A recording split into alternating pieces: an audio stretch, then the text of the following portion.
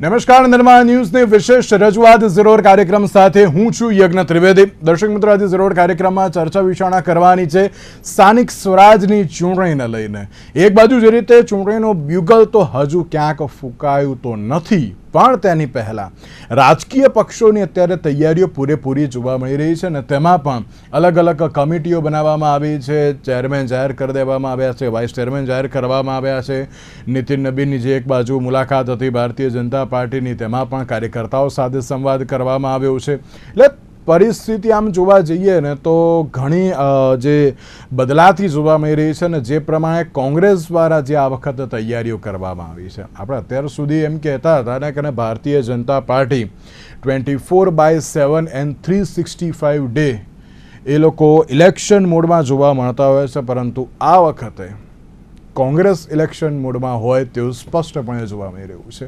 એ માત્ર કોઈ એક વિસ્તાર કે કોઈ અત્યારે તો એક જે એમ કહેવાય ને કે કોઈ એક શહેર એવું નહીં, પરંતુ આખા ગુજરાતમાં અત્યારે તો તેમણે જે શરૂઆત કરી છે. તો બીજી બાજુ ભારતીય જનતા પાર્ટી તો એક બાજુ ઇલેક્શન મોડમાં હોય જ છે, પણ તેની સાથે આ વખતે જે પ્રમાણે જગદીશભાઈ વિશ્વકર્માએ કહ્યું હતું કે કોઈ પણ નવી ફોર્મ્યુલા નહીં હોય, જે ફોર્મ્યુલા હતી એ પ્રમાણે જ ભારતીય જનતા પાર્ટી આગળ વધશે. અને જે પ્રમાણે અલગ અલગ શહેર પ્રમુખો જે બદલવામાં આવ્યા, જિલ્લા પ્રમુખની વરણીઓ કરવામાં આવી, પ્રભારીઓ બદલવામાં આવ્યા, હમણાં જે સંગઠનમાં થોડા ઘણા જે ફેરફાર થયા, નવા મહામંત્રીઓ આવ્યા, ત્યારે આ વખતે એમ કહેવાય ને કે સ્થાનિક સ્વરાજની ચૂંટણી એ રસપ્રદ તો જોવા મળશે. કારણ કે એક બાજુ નવું સંગઠન તો બીજી બાજુ જોરદાર તૈયારીઓ. તમામ મુદ્દાઓ પર ચર્ચા વિચારણા શરૂ કરીશું. ચર્ચા વિચારણા કરવા માટે અમારી સાથે જોડી ગયા છે રાજુલભાઈ દવે કે જેઓ રાજકીય વિશ્લેષક છે અને વરિષ્ઠ પત્રકાર છે, સાથે ડૉક્ટર નિકુલ પટેલ કે જેઓ કોંગ્રેસ પાર્ટીના પ્રવક્તા છે, અને શૈલેષભાઈ પરમાર કે જેઓ ભારતીય જનતા પાર્ટીના પ્રવક્તા છે. જે આપ ત્રણનું સૌથી પહેલા તો સ્વાગત છે. રાજુલભાઈ, આપણે અત્યાર સુધી ચર્ચા કરતા હતા કે ભારતીય જનતા પાર્ટી એ 365 ડેઝ એન્ડ 24/7 એ ઇલેક્શન મોડમાં જ હોય છે. ગમે ત્યારે ઇલેક્શન જાહેર કરી દો એ લોકો અત્યારે તો એમ કહેવાય ને કે ના લાગી પડતા હોય છે કે ના પીએ જે પ્રમુખો હોય કે અન્ય કોઈ પણ બાબત હોય તેને લઈને. પણ આ વખતે જે પ્રમાણે કોંગ્રેસની જે તૈયારીઓ જોવા મળી રહી છે, મારે આજે શરૂઆત કોંગ્રેસને લઈને કરવી છે કે કોંગ્રેસ દ્વારા જે અત્યારે તૈયારીઓ કરવામાં આવી છે, આપ પણ જાણો છો કે હમણાં જે સ્ટ્રેટેજી કમિટીની બધી અલગ અલગ કમિટીઓનું જે ગઠન કરવામાં આવ્યું, અને તેમાં પણ જે રાજકોટના કોંગ્રેસના જે પ્રવક્તા છે ડૉક્ટર હેમાંગ વસાવડા કે જેમને એક મહત્ત્વની જવાબદારી પણ જે સોંપવામાં આવી છે સ્ટ્રેટેજી કમિટીમાં, એમને કન્વીનર તરીકે પદ મળ્યું છે. તમામ જે સ્થાનિક સ્વરાજની ચૂંટણી હોય તેને લઈને શક્તિસિંહ ગોહિલને તરફ તો પ્રભારી બનાવવામાં આવ્યા છે. એટલે કે અલગ અલગ જાહેરાતો તો કરી દેવામાં આવી છે, અને આ વખતે એમ લાગી રહ્યું છે કે કોંગ્રેસ લડી લેવાના મૂડમાં હોય ને તે પ્રમાણેની પરિસ્થિતિ છે. શરૂઆત આપણે કોંગ્રેસથી કરીશું. કેવી રીતે જોઈ રહ્યા છો આ કોંગ્રેસની તૈયારીઓને આપ? કોઈ પણ રાજકીય પક્ષ હોય એને માટે ચૂંટણી એ બહુ જ મહત્વની વસ્તુ છે, અને હાર જીત તો પાછળની બાબત છે, પણ કોઈ પણ રાજકીય પક્ષે એને માટે ચૂંટણીમાં જંગમાં ઉતરીને મજબૂત ફાઇટ તો આપવી જ જોઈએ. એ તો એક પાયાનો સિદ્ધાંત છે. આ કોંગ્રેસ પાર્ટીની વાત કરીએ ત્યારે રાજકોટમાં 2 દિવસ માટે કોંગ્રેસ પાર્ટીની સેન્સ પ્રક્રિયા પણ યોજાઈ ગઈ. જેનીબેન ઠુમ્મર અમરેલીના એ એના કન્વીનર હતા, અને દરેક વોર્ડમાં જે રીતે અખબારોમાં અહેવાલો આવ્યા છે એ રીતે દરેક વોર્ડમાંથી 10, 15 લોકોએ કોંગ્રેસ માટે પોતાની દાવેદારી નોંધાવી છે. આવી જ બાબત અખબારોના માધ્યમથી વડોદરા, સુરત અને અન્ય શહેરોમાં પણ કોંગ્રેસ પાર્ટી કરતી હોય એવું જાણવા મળે છે, વાંચવા મળે છે, આપણને વાંચવા મળ્યું છે. મહત્વની બાબત એક એ પણ છે, આ વખતની સ્થાનિક સ્વરાજ્યની ચૂંટણીમાં રાજકીય પક્ષોએ પોતાની સ્ટ્રેટેજી બદલવી પડશે, કારણ કે બેઠકોની આખી પરિસ્થિતિ બદલાણી છે. 50% બેઠકો મહિલાઓ માટે છે, એ જ રીતે 27% એવું સમથિંગ લાઈક ધેટ ઓબીસી માટે છે. એટલે એ અને વોર્ડ વાઇઝ પણ બેઠકોના સમીકરણો બદલાયા છે. એટલે રાજકીય પક્ષોએ આ બાબત પણ નજરમાં રાખી જશે. અને કોંગ્રેસ પાર્ટીની વાત ઉપર ફરી વખત આવીએ તો આજે 7 કમિટીઓની રચના કોંગ્રેસ પાર્ટીએ કરી છે છેલ્લા 2 દિવસ દરમિયાન, અને એને ટૂંક સમયમાં પોતાની કામગીરી શરૂ પણ કરી દેશે એવું જાણવા મળ્યું છે. કોંગ્રેસ પાર્ટીએ જે હોય તે પણ એક મજબૂત રાજકીય પાર્ટી તરીકે, એક મજબૂત વિપક્ષ તરીકે એને ચૂંટણીના મેદાનમાં તો ઉતરવું જ જોઈએ. પછી પરિણામ જે આવે તે. દિલ્હીમાં રાહુલ ગાંધીથી માંડીને પ્રિયંકા ગાંધી અને બધા જ લોકો જે રીતે મજબૂત એક પડકાર આપી રહ્યા છે શાસક પક્ષને, એ રીતે ગુજરાતમાં પણ કોંગ્રેસ પાર્ટીએ એક મજબૂત શાસક પક્ષને પડકાર આપવો જોઈએ વિપક્ષ તરીકે. એટલું આપણે અત્યારે ચોક્કસ કહી શકીએ. પણ રાજુલભાઈ, એમ કહેવાય ને કે જે પ્રમાણે સ્થાનિક સ્વરાજની ચૂંટણી છે, તો આ ચૂંટણી એ સીધો 2027ની જે વિધાનસભાની ચૂંટણી આવી રહી છે એનો રોડમેપ રજૂ કરશે અને એનું સીધું એક પરિણામ અત્યારે તો બતાવશે કે ના, આ પરિસ્થિતિમાં અહીંયા આ પક્ષ આ રીતે ક્યાંક પ્રદર્શન કરી શકે છે. અત્યારે હાલ આપણે સંભાવના ઉપર જ રમવું પડશે, કારણ કે હજુ તો એમ કહેવાય ને કે આ ચૂંટણી જાહેર થઈ નથી અને તેની પહેલાં આપણે રિઝલ્ટની વાત કરીએ છીએ. પણ તે અનુસાર જો સ્થાનિક સ્વરાજની ચૂંટણીની વાત કરીએ તો આ એક શરૂઆત છે કે ના ખબર પડશે કે આ વખતે શું થશે કે શું નહીં. એટલે જે પ્રમાણે અત્યારે તો કોંગ્રેસ આગળ જે વધ્યું છે તેની ઉપરથી આમ ચોક્કસ કહેવાય કે ના, અત્યારથી એ લોકોને 2027નો રોડમેપ ખબર છે. મારે ક્યાં કરવું, શું કરવું, કેવી રીતે કરવું, કયા આધારે કરવું, કઈ રીતે અત્યારે તો પાસા બદલવા અને કેવી રીતે અત્યારે કયા નવા સમીકરણોની સાથે આગળ વધવું. એટલે ક્યાંક અત્યારથી એ લોકો રોડમેપ એમનો નક્કી કરી દીધો છે, તેવું કહી શકાય ખરી? બિલકુલ કહી શકાય. એટલા માટે કે આ 14 કોર્પોરેશનો અને બાકી જિલ્લા પંચાયતો, તાલુકા પંચાયતો, એ બધામાં થઈને આખા રાજ્યમાં ચૂંટણી છે અને મે મહિનામાં ઇલેક્શન આવશે. એ પછી ટૂંક સમયમાં ઉમરેઠના ધારાસભ્ય અવસાન પામ્યા એટલે એની પણ ચૂંટણી આવશે અને 2027ના નવેમ્બરમાં ગુજરાત ધારાસભાની ચૂંટણી આવશે. એટલે આવતું 1.5 વર્ષ હું માનું છું કે ગુજરાત આખું ઇલેક્શન મોડમાં જ રહેશે અને કોંગ્રેસ પાર્ટીએ આ પરિસ્થિતિને નજરઅંદાજ નથી કરી. એ અત્યારે એક આશાએ જગાવતી બાબત છે અને કોંગ્રેસ પાર્ટી અત્યારથી જ પોતાની સ્ટ્રેટેજી, પોતાની વ્યૂહરચના ઘડવા માંડી છે અને એ રીતે તે ધીમે ધીમે આગળ વધી રહી છે.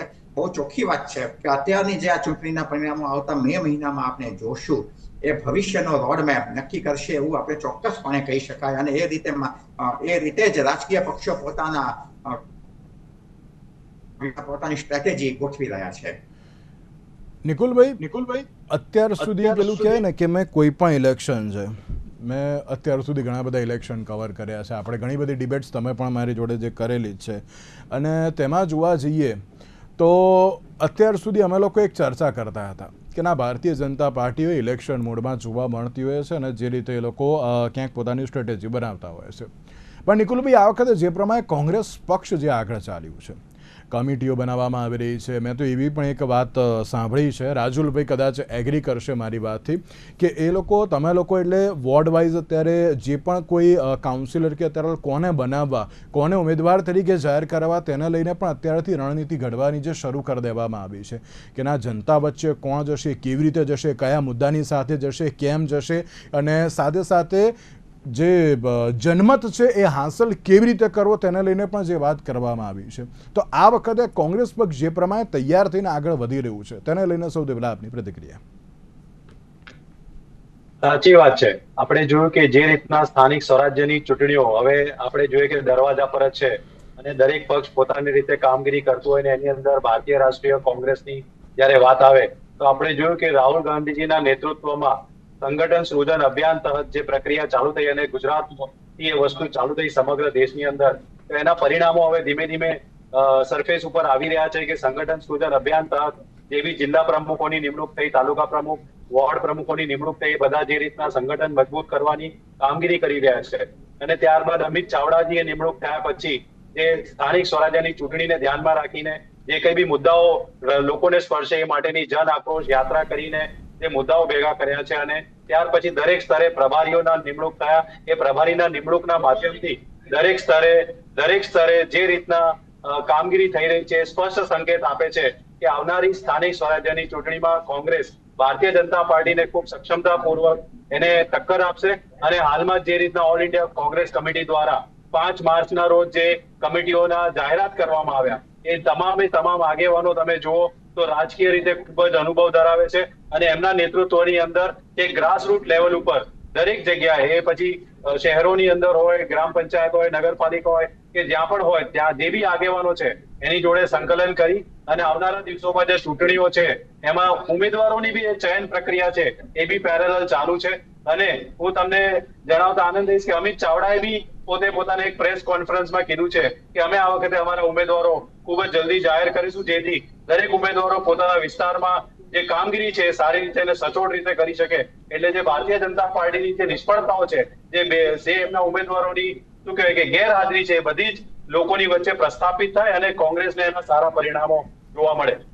નિકુલભાઈ, આ વખતે પણ તમે શું એ જ રણનીતિની સાથે આગળ વધશો કે ના ભાજપે શું નથી કર્યું એને લઈને, કે પછી તમે શું કરવાના છો એને લઈને આગળ વધવાના છો? તમે અમિત ચાવડાના પ્રેસ કોન્ફરન્સ સાંભળ્યા હોય તો એમણે પોતાના પ્રેસ કોન્ફરન્સમાં ગુજરાતની જનતાને અને સ્થાનિકમાં શું જરૂરિયાતો છે એ ખાસ કરીને એમને જણાવ્યું છે.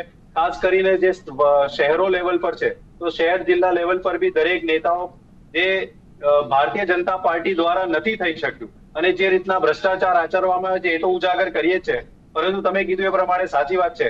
અમારા દરેક સ્તરે મેનિફેસ્ટો કમિટી બી અપોઇન્ટ થઈ ગયા છે અને મેનિફેસ્ટો કમિટી જે વડોદરા છે, હું વડોદરા છે તો વડોદરા શહેરનો મેનિફેસ્ટો કમિટીમાં છું તો વડોદરા શહેરના શું જરૂરિયાત છે એને ધ્યાનમાં ઉદ્દેશીને અમે જે મુદ્દાઓ કરીને લોકોની વચ્ચે દરેક વોર્ડ સ્તરે અમે પહોંચાડીશું. એટલે અમે શું કરવાના છે એ બી લોકોને જણાવીશું અને ભારતીય જનતા પાર્ટીના 3 દાયકાથી ચાલતા જે ભ્રષ્ટ શાસન છે એને ઉજાગર કરવાનો બી પ્રયત્ન કરીશું. ઓકે શૈલેષભાઈ, આમ તો જોવા જઈએ ભારતીય Janata party 24/7 and 365 days election મોડમાં જ હોય છે. તમને લોકોને ખાલી એટલું જ કહેવાનું ઇલેક્શન એટલે તમે લોકો એમને પેલું કહે ને એક્શન મોડમાં આવી જતા હોય છો. ઇલેક્શન જોઈને તમે એક્શન મોડમાં આવનારી આ પાર્ટી છે. પણ આ વખતે નવું સંગઠન, નવા નામ, નવા ચહેરા અને તેની સામે સ્થાનિક સ્વરાજની ચૂંટણી. અને હું નવું નામ, નવા ચહેરા હું એટલા માટે કહું છું કારણ કે રાષ્ટ્રીય અધ્યક્ષથી માંડીને જિલ્લા પંચાયતના પ્રમુખ સુધી બધા નવા હતા. એટલે એમ કહેવાય કે ના અત્યારે કોઈ પેલા જૂના દાવેદારો નથી. હા, એ કહી શકાય કે ના બધા સંગઠનમાંથી જ છે, વર્ષોથી જેણે કાર્ય કર્યું છે બધાને તમે લીધા છે. પણ તેની સાથે આ વખતે ઇલેક્શનને લઈને તમારી તૈયારીઓ ક્યાંક દેખાતી નથી એવું કેમ અત્યારે તો જોવા મળી રહ્યું છે? અને દેખાય છે તો કયા પ્રકારની તૈયારીઓ છે? જો ભારતીય જનતા પાર્ટી એ પંચનિષ્ઠા અને પોતાની વિચારધારા પ્રમાણે ચાલતી પાર્ટી. અમારું સંગઠન એ સતત સોશિયલ મીડિયામાં તમે જોતા હશો કે સતત દરેક જિલ્લા, રાજ્ય અને કેન્દ્રમાંથી સતત ને સતત નવા હોદ્દેદારોની જાહેરાત અને જવાબદારીઓ સોંપાઈ રહી છે. એક વાત. બીજું, કોંગ્રેસ છે એ પોલિટિકલ ટુરિસ્ટ તરીકે એની પાર્ટી છે. બીજી બધી પાર્ટીઓ પણ જે ચોમાસામાં દેડકાઓ બહાર નીકળી જાય, ટ્રાઉ કરવા મળે, ચોમાસું જાય એટલે એ દેડકા ક્યાં જાય છે ખબર જ ના પડે. એ રીતે બિલાડીના ટોપની જેમ ઉડી નીકળતી પાર્ટીઓ છે એ પાર્ટીઓમાંની અમારી પાર્ટી નથી. એક વાત. બીજું, સતત કામ કરવું, કાર્યકર્તાઓની વચ્ચે રહેવું, સત્તા એને સેવાના માધ્યમથી લેવું. અમારે કોઈ વ્યક્તિ જે છે એ ચૂંટાણો છે તો એ વ્યક્તિ નથી, વ્યક્તિ છે બડા દલ, દલ છે બડા દેશ. રાષ્ટ્રવાદ છે એ અમારી પ્રથમ પ્રાયોરિટી છે. સાથે અમારો ચૂંટાયેલો કોઈ પણ જનપ્રતિનિધિ હોય એ જનપ્રતિનિધિ જ્યારે ચૂંટાય છે ત્યારે અમે એમને પ્રશિક્ષિત કરીએ છીએ કઈ રીતે પાર્ટીની વિચારધારા છે, કઈ રીતે લોકોની સેવા કરવાનું, સેવા માટે શું કરવું, શું નહીં, સામૂહિક કામો કેવા કરવા, આ બધી જ બાબતો. માનો કે ગ્રામ પંચાયત છે તો ગ્રામ પંચાયતમાં શું કામગીરી આવે, તાલુકા પંચાયતમાં શું કામગીરી આવે, નગરપાલિકામાં શું જરૂરિયાત વાળી કામગીરી છે, જિલ્લા પંચાયત, તાલુકા પંચાયત કે સાંસદ કે ધારાસભા શું કામગીરી આવે એનું પ્રશિક્ષણ થાય.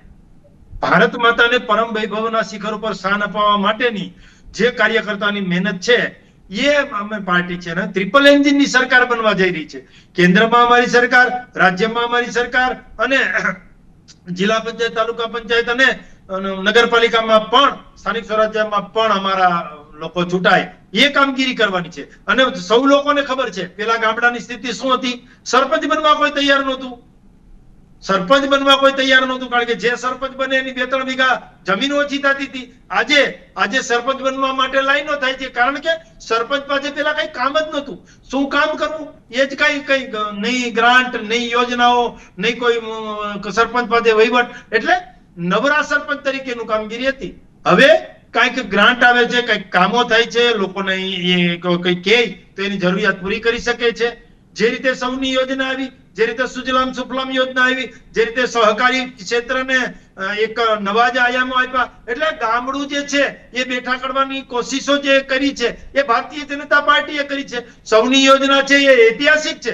સરદાર સરોવર નર્મદા નિગમ એટલે 1,20,000 કિલોમીટરનું પાઇપલાઇન શૈલેષભાઈ એક minute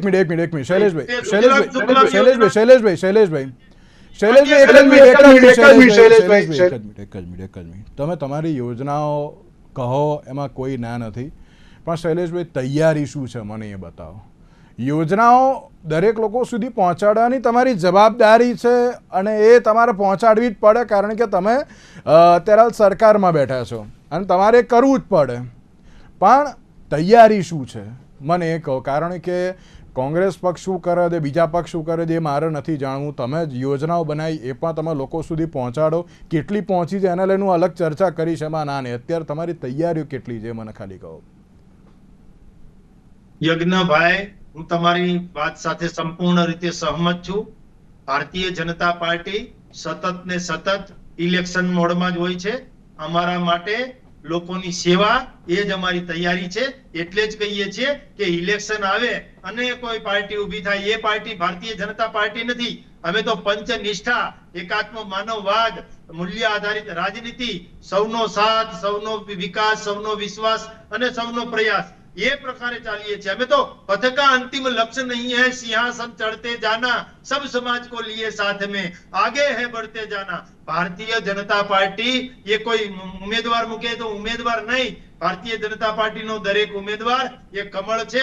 Bharatiya Janata party no दरेक उम्मीदवार ये विकास छे. સંગઠન જાહેર થયું, તાલુકા સંગઠન જાહેર થયું, બુથ સુધીનું સંગઠન જાહેર થયું. એ સંગઠનના કાર્યકર્તાઓને કામગીરી સોંપવામાં આવી. કોણ લડશે, કોને લડાવશે, શું કયો કોણ તાલુકા પંચાયત લડશે, કોણ જિલ્લા પંચાયત લડશે, એ પાર્ટીની પાર્લામેન્ટરી બોર્ડ નક્કી કરતી હોય છે. પણ જેટલા દાવેદારો હશે, જોજો ભૂતકાળમાં પણ અને અત્યારે પણ કહું છું, જેટલા અમારા દાવેદારો હશે, 10 દાવેદારો હશે, એમાંથી એકને ટિકિટ મળશે, એકને જવાબદારી સોંપવામાં આવશે, એકને.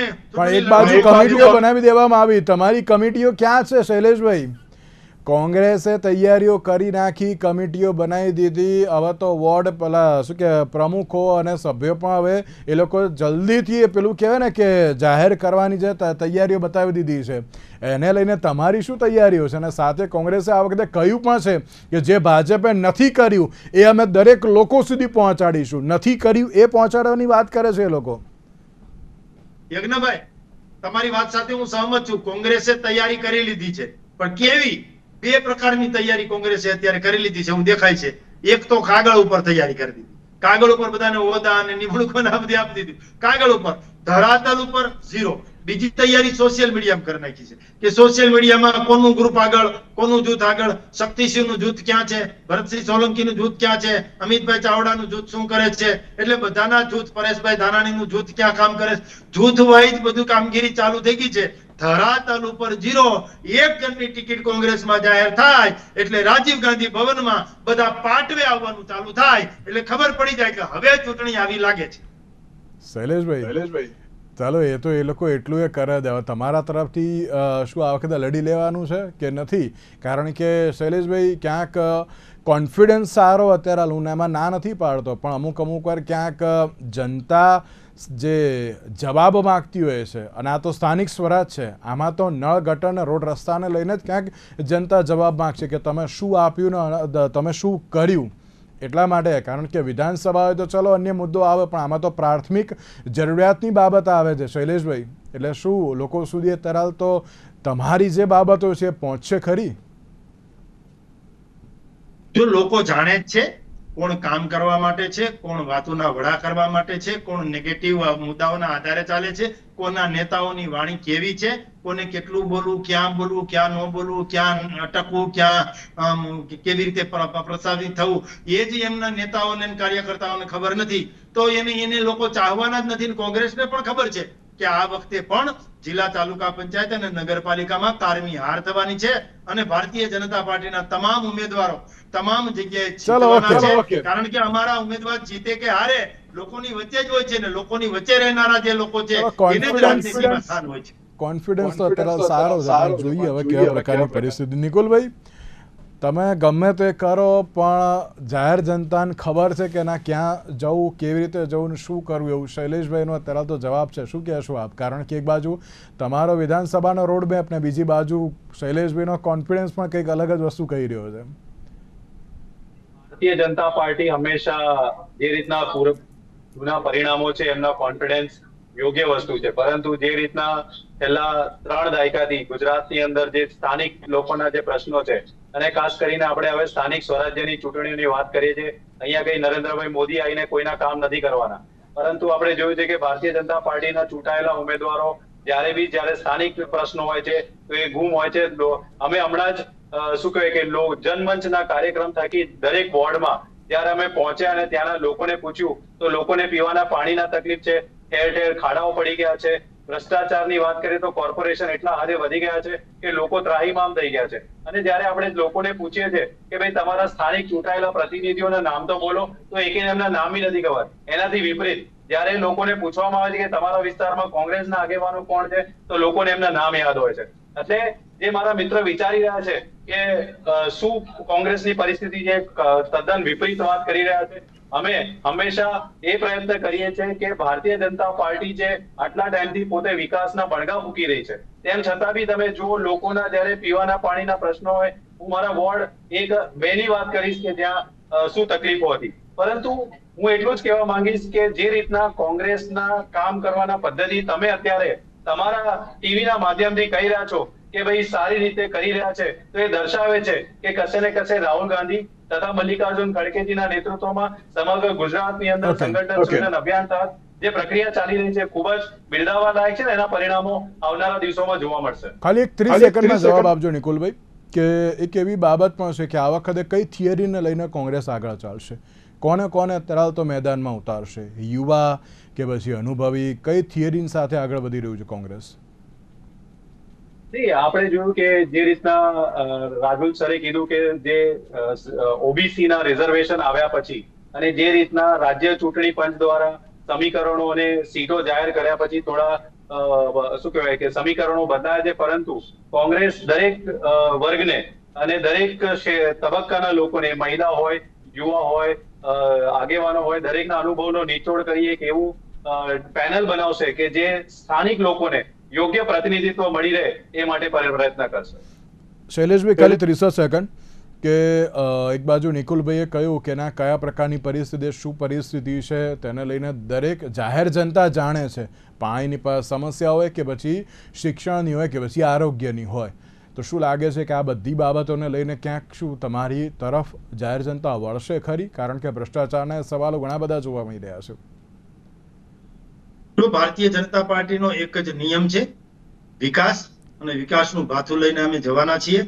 નરેન્દ્રભાઈ મોદીએ કરેલા અત્યાર સુધીના કામ, એ કદાચ જ્યોતિગ્રામ યોજનાથી 8 લાખ કિલોમીટરનું પરિવહનનું અને 72,000 કિલોમીટરનું વિતરણ લાઇનનું પ્રોજેક્ટ હોય, કે એ કદાચ આયુષ્યમાન ભારત હોય, કે તમામ ગ્રામ્ય કક્ષાએ થતી એટીવીટીની યોજના હોય કે નાણાં પંચની યોજના હોય, તમામ બાબતને સાથે લઈ અને અમારા કરેલા કામનું ભાથું અને દેવ દુર્લભ કરોડો કાર્યકર્તાઓનો કરેલો પરિશ્રમ એ લઈ અમે લોકોની વચ્ચે જઈએ અને જઈએ છીએ, એટલે જ અમે જીતીએ છીએ. રાજુલભાઈ, એક મહત્વનો સવાલ, ભાજપની તૈયારીઓને લઈને હજુ પણ ક્યાંક સવાલ થઈ રહ્યા છે કે ક્યાં થઈ, શું થઈ, કેવી રીતની થઈ, એક તેને લઈને શું કહેશો? પ્લસ રાજુલભાઈ, સ્થાનિક સ્વરાજની ચૂંટણી છે, મેં જે રીતે કહ્યું નળ, ગટર, રોડ રસ્તા, ન ગર, એની જે ચર્ચા વિચારણા અત્યારે તો થશે અને જેમાં ભ્રષ્ટાચારની પણ ઘણી બધી ફરિયાદો થયેલી છે, શિક્ષણ, આરોગ્ય બધામાં અત્યારે તો જે થયેલી છે, તો આ વખતે શું લાગે છે કે કોણ અત્યારે તો જનતાની પસંદ બનશે અને કયો પક્ષ એ અત્યારે જનતા સુધી પહોંચી પણ શકશે? યજ્ઞભાઈ, આપની વાત બિલકુલ સાચી છે. મહાનગરોમાં રસ્તાની, ગટરની, પાણીની પ્રશ્નો એટલા બધા વિકટ બન્યા છે કે આપણા ભાજપના મિત્ર શૈલેષભાઈ પણ ઓફ ધ રેકોર્ડ કબૂલ તો કરશે જ, જાહેરમાં નહીં કરે. અમારે રાજકોટની જ હું વાત કરું તો રાજકોટમાં જ રસ્તાઓની પરિસ્થિતિ અતિશય બિસ્માર પરિસ્થિતિ છે. અને જેમ કોંગ્રેસના આપણા મિત્રએ કહ્યું એમ કોર્પોરેટરો ક્યાંય દેખાતા જ નથી. એક પ્રશ્ન રાજકોટમાં બહુમતી કોર્પોરેટરોનો છે. અમારા વોર્ડના જે 4 કોર્પોરેટરો છે અને 5 વર્ષમાં અમે કદી જોયા નથી. અમારા રાજકોટનો વોર્ડ નંબર 8 એક સારો વોર્ડ રાજ શહેરનો ગણાય છે. એમાં પણ રસ્તાની પરિસ્થિતિ અતિશય બિસ્માર છે. આવી જ પરિસ્થિતિ રાજકોટની જ હું વાત કરું તો ઘણી જગ્યાએ લોકો રસ્તા ઉપર ઉતરા છે. પછી રસ્તો રિપેર કરવા માટે હોય, પાણી માટે હોય, ગટર માટે હોય, એટલે આ બધા પ્રશ્નો તો છે જ. અને આ બધા પ્રશ્નોને કોણ કઈ રીતે હલ કરી શકશે એ રીતે હું માનું છું કે આગામી દિવસોમાં આ પ્રશ્ન ચૂંટણીઓનું મહત્વ જોવા મળશે. મુખ્ય બાબત એ છે કે કોંગ્રેસ પાર્ટી દર વખતે શરૂઆત સારી રીતે કરે છે અને જ્યારે અણીનો સમય આવે ત્યારે પછી ધીમે ધીમે ઢીલી પડી જાય છે.